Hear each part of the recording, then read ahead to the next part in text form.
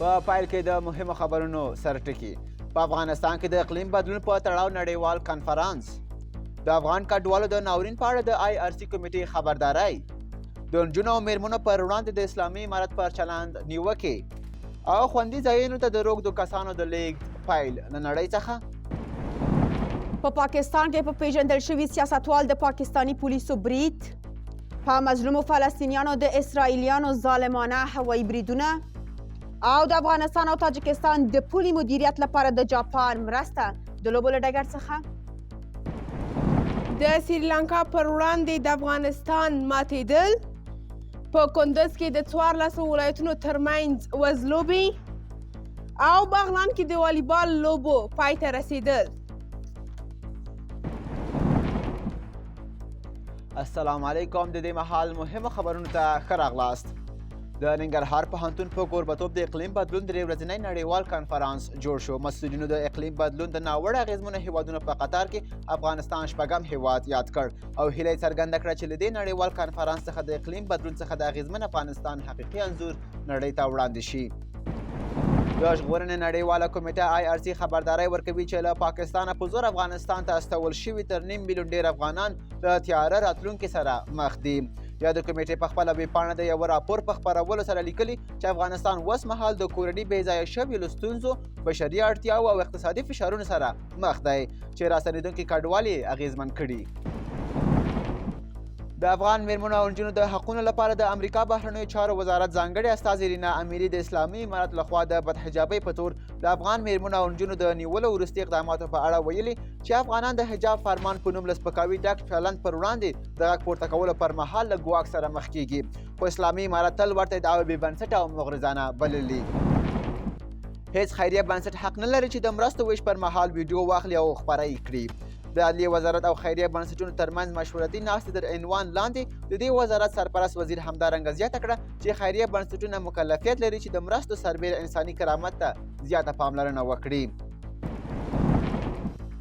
په افغانستان کې له یخنۍ څخه د ژغورلو لپاره د روږدو د راټولولو کمپاین پیل شو او تر دې مهاله له څو ولایتونو څخه سلګونه معتادین راټول شوي او د پالنې او څارنې ځانګړو مرکزونو ته لیږدول شوي دي. د افغانستان په ځینو ولایتونو کې د واورې له ورېدو بې سرپناه معتادین تر بل هر وخت ډېر له ستونزو سره لاس او ګریوان دي. او د ایران سرحدي چارواکي وایي چې له دغه هیواد څخه د افغان کډوالو د ایستلو بهیر په ترڅ کې په زرګونو نور افغان کډوال هم په دې وروستیو ورځو کې افغانستان ته ستانه کړي دي. ایران په تیرو 15 ورځو کې 20,000 افغان کډوال له دغه هیواد څخه شړلي دي. نړیوال خبرونه زما همکار تاسو ته وړاندې کوي. لومړی خبر د پاکستان د ملي جمهوریت غورځنګ ګوند مشر او پیژندل شوی پښتون سیاستوال محسن داوړ هغه مهال په ډزو ټپي شو چې په میرابشاه کې د پوځي چاونۍ مخې ته یې احتجاجي غونډې ته وینا کوله. نوموړی د فبروري 8 نیټې په ټاکنو کې له شمالي وزیرستان څخه د پاکستان مرکزي پارلمان ته کاندید دی. رحیم داوړ زیاتوي چې د ډزو په پایله کې د هغوی یو ملګری وژل شوی.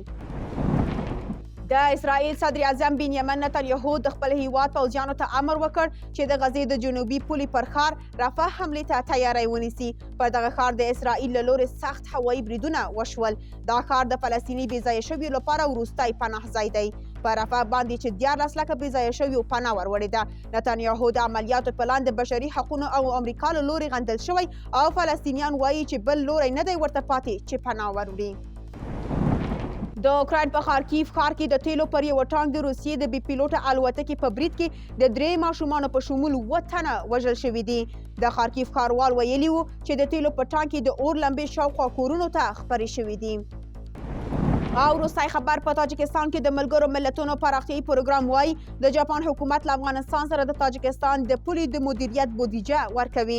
د ملګرو ملتونو پراختیایي پروګرام وایي چې جاپان به د نړیوالې همکارۍ ادارې جایکا په وسیله له افغانستان سره د تاجکستان د پولې د مدیریت پروژې ته پیسې ورکړي. د دې پروژې هدف له افغانستان څخه تاجکستان ته د مخدرو موادو د قاچاق مخنیوی او د دوو هیوادونو ترمنځ د سوداګرۍ لپاره د اسانتیاوو رامنځته کول دي.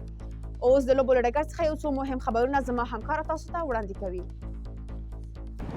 لومړی خبر د افغانستان کرکټ ملي لوبډلې د سریلانکا په وړاندې په خپله لومړۍ لوبه کې ماته ومنله.